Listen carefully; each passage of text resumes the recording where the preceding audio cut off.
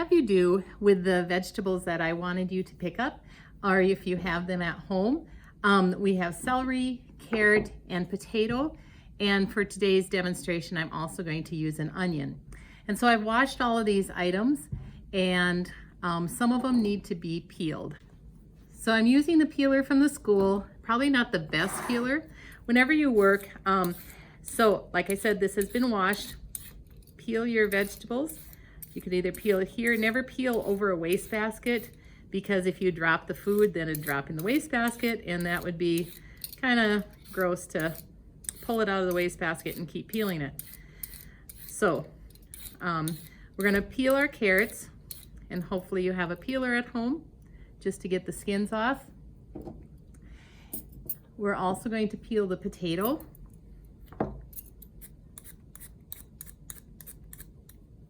With your potato, sometimes as you peel, there's the little divots that need to be taken out. So you can take your potato peeler and dig those out so that you don't have those. And sometimes if you don't have a potato peeler, what I will do is I'll take one of the knives, and the paring knife I like to use for doing different things, but you can just take the paring knife and also peel the potato like this and get that off. So I'm going to just clean that up a little bit. And I have my potato ready. So I have my carrot, my potato, and celery. With the celery, we're gonna clean it up by just cutting off the bad end. There was a bad piece on the back side of that, so I wanna throw it in there. It's always nice to work with a scrap bowl when you have your vegetables, so that you can just easily throw them away and they don't get it. The skins don't get mixed in with your good part that you are going to be working with. So with celery, what we want to do with the stalk of celery you have is first we are going to devein it. So you can take the paring knife and pull those strings off. That's called deveining the celery. Now if you're making some small cuts, you don't need to devein it. But when you're making the longer cuts, you want to cut that off.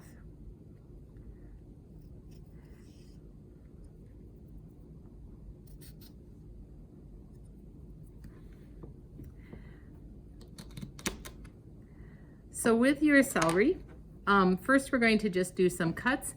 I want to make sure you hold the French knife correctly. So you're going to pinch the French knife, and then you wrap the other 3 fingers around the backside like this, and you hold it with the tip to the bottom, and you make your cuts.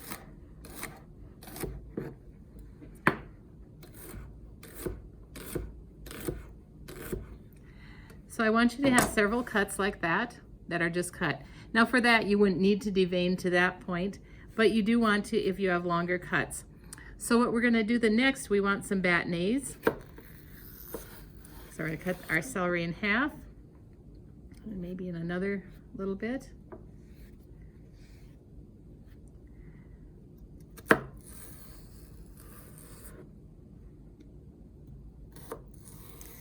Want kind of that even size, make it look nice.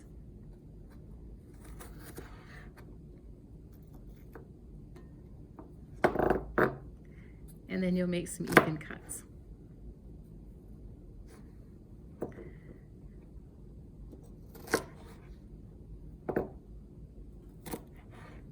Okay, so then we have our celery sticks that we are going to have, or the bâtonnets.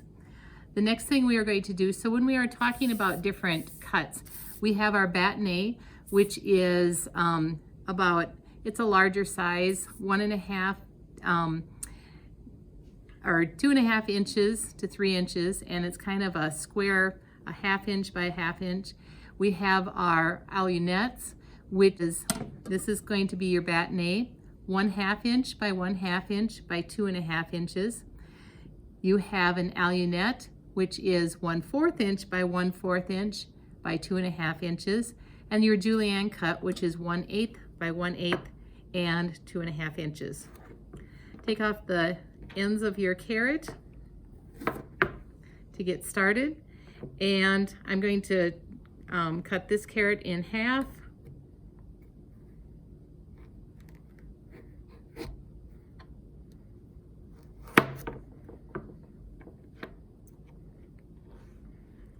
this short end off, this bad end off. We're going to try to make the allinettes about the same size as your carrots or your celery.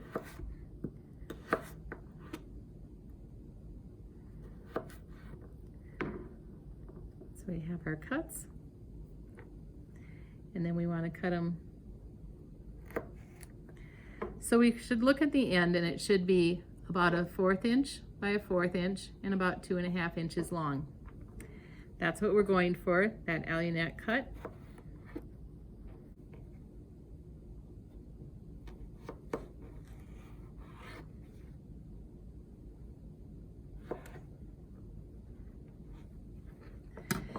And so we have our nice even allionette cuts. We have our celery cuts.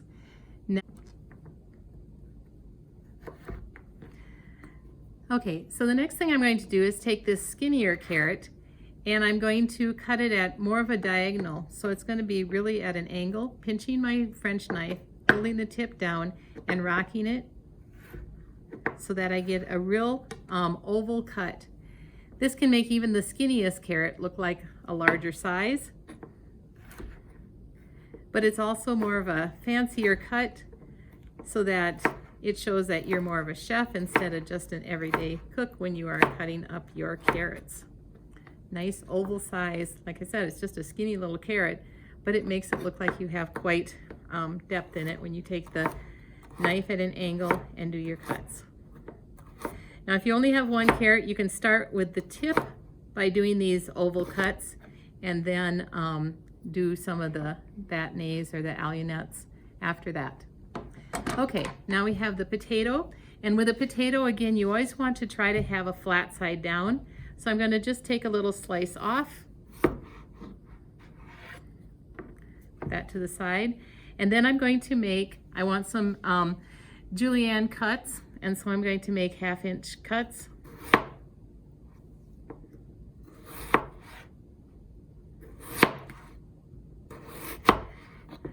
And when I get to about where it starts feeling a little tippy for me, then I'm going to tip it down, because again, you always want to keep the flat side down. And now I'll make some more slices.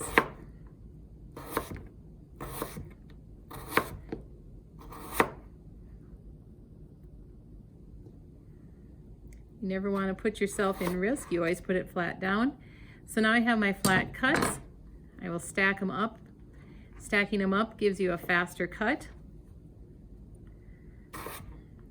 And again, I try to keep them the same size as the slices that I made before.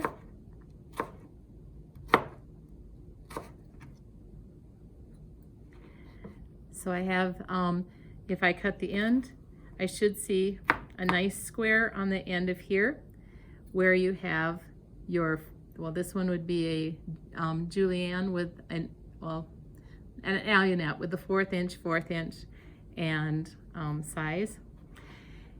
And then if you want to do a smaller cut, you have, we want the julienne cut. We're going to go real narrow, 1/8 inch cuts.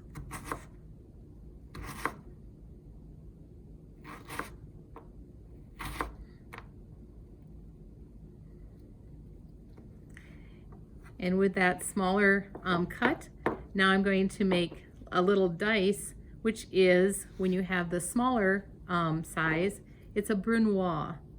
It looks like brunaise, but it's called brunoise.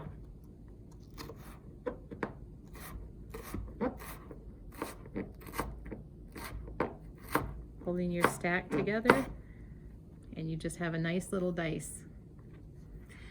Okay, we're going to cut the rest of these potatoes up. So I had a student who went to culinary school, and what he had to do was demonstrate his cuts. Now, these aren't perfect cuts. I probably wouldn't do so well at the cooking contest that we have in April with these cuts. But I just want you to practice doing some narrow cuts and maybe some small dice. A French knife, the tip stays down. You're actually cutting with this part of the knife. and keeping your fingers in a claw behind it. Okay. Just so I can get on to my next vegetable, I'm going to set those aside. And we're going to cut an onion. I did not provide an onion, but I do want to talk about cutting an onion while I have my different vegetables. So with it, the first thing you want to do is make sure you remove all of these dry onion skins. The teeth cannot chew through them, so it's very undesirable if you would get that in your food. So we want to remove all those dark brown skins.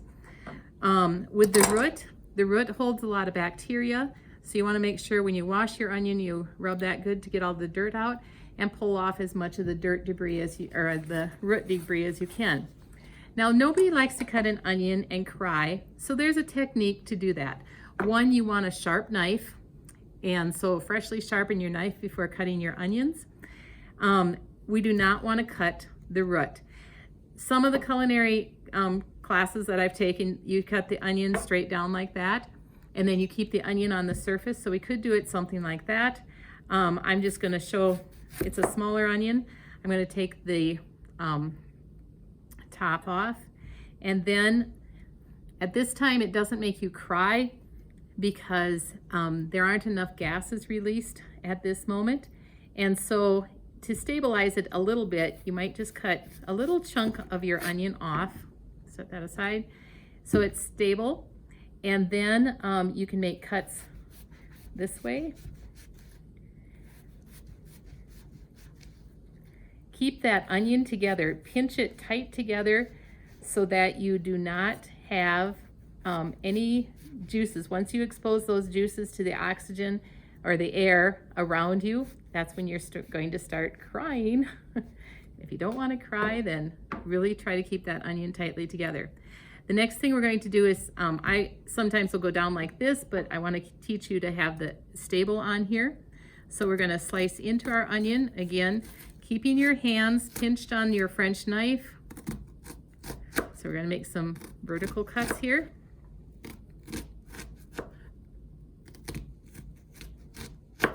And still, I'm not crying. Can't even smell the onion because I'm keeping it tightly together.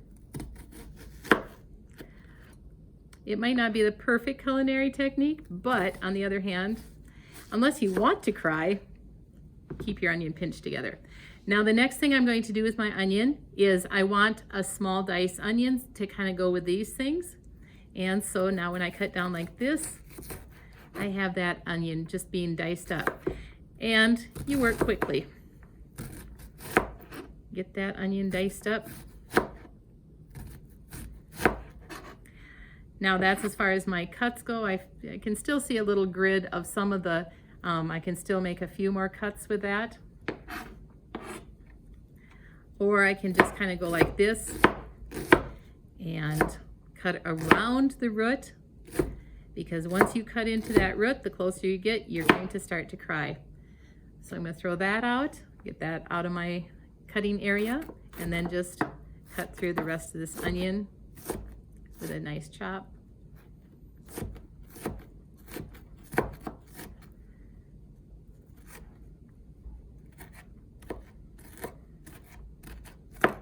Okay, so now I have my onion chopped up. I'm not crying. I have my potatoes. I have my bâtonnets, juliennes, Antoinettes, and brunoise, my oval slices, my sliced celery that I have deveined. And now what I would like you to do is take all those vegetables, put a little butter in a frying pan, and saute them. We want to get them all tender. The celery will turn a nice green color. Your potatoes will get tender, your carrots will get tender. Put a little salt, pepper, maybe some garlic seasoning, and enjoy your cut vegetables. That is what you are to do with your celery and carrots and potatoes. So enjoy your slicing. We'll see you next time. Bye.